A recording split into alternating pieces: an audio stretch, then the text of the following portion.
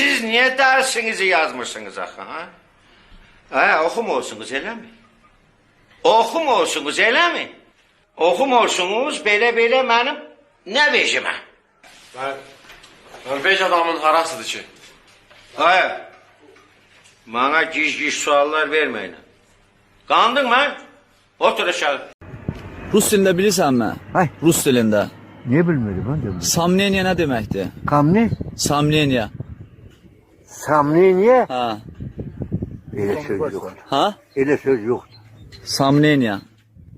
Ha? Bilmiyorum onu. Deyimmi mən nə deməkdir? Ha. Şübhə. Hay. Şübhə. Pışka? Şübhə. Ay ne diyor bu? Ölçü vahidi hektarın qısaldılmış forması necə yazılır? Ha? Düzdür. İkinci dərəcəli üzv olan təyinin sualı hansıdır? Necə? Düzdür. Futbolda oyunçuların bir-birinə ötürmə etdiyi fərq necə adlanır? Pas. Düzdür. Məşhur Azərbaycanlı reper Epinin YouTube'da 5 milyon izlənən məşhur trekinin adı nədir? Epi kimdə? Düzdür. Sokratın bu aforizmini tamamlayın. Bir şey bilirəm ki... Mən heç də bilmirəm. Düzdür. Məşhur yazıcı Daltonun Qaranlıq İşıqlarda əsərində Jan əsir düşəndə hansı cavabı verir? Məni buraxın mən dedim. Düzdür. Papa, Hə? mən 5 manat verdim, nə olar? Hə? 4 manat. Neyse 3 manat. Allah 2 manat 20 manat desin. Arı kimi gülün şiresine konmuşam. Şey bağında şeyleteyi yonmuşam. Ala bu ne dert bir iki çekip donmuşam. Duruyor. Varlının bayram pazarlığı. Yaz ora 2 dənə quzu, 5 kilo qızıl balıq, qara ikra, qırmızı ikra zat da yaz da ya, onlar da onsuz bayram olmaz ki. Bir dənə də yolka götürək də, yekə yolka. Yolka deyəndə yəqin ki, o təbii şam ağaclarını nəzərdə tutsan da, çıxartdıraq birini gətirək qoyaq. Əlbəttə ki, təbii şam ağacı, başqa yolka olur bu ya.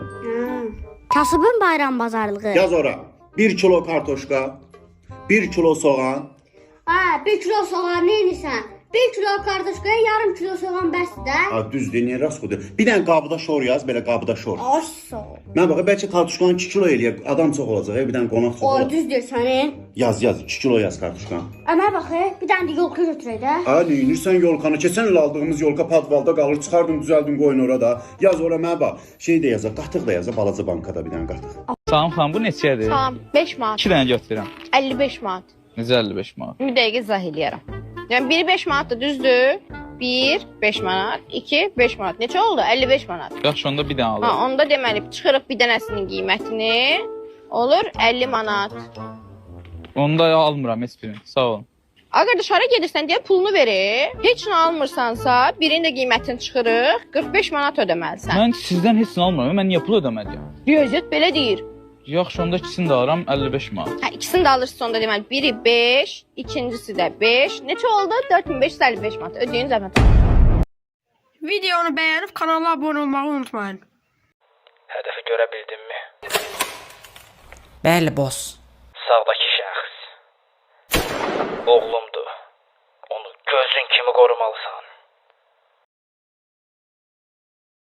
Rəis, mən nə saxlamısınız? Cəməlliyinə gedirdim hemen. Yolda uşaq vurmuşsunuz vətəndaş. Uy, uşaq uymuş o. Aman ma 5 manat verdi ki, gedib və bir dənə duz qava al. Mən də getdim o 5 manatın 1 manat 50 qəpiyinə dönərxanada bir dənə dönər yedim. Qəşəng duz qavanı da oradan fırlatdım, elə qayıtdım gəldim. Faş deyir də kişi.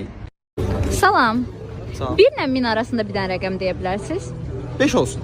5. Siz bizdən 5 manat qazandınız. Ayda. Bir dənə də yoxlaya bilərik. Yox, mümkün deyil. Xahiş edirəm, bir dənə də. Yaxşı. Salam. 1 ilə 1000 arasında bir dənə rəqəm seçə bilərsiniz? 7.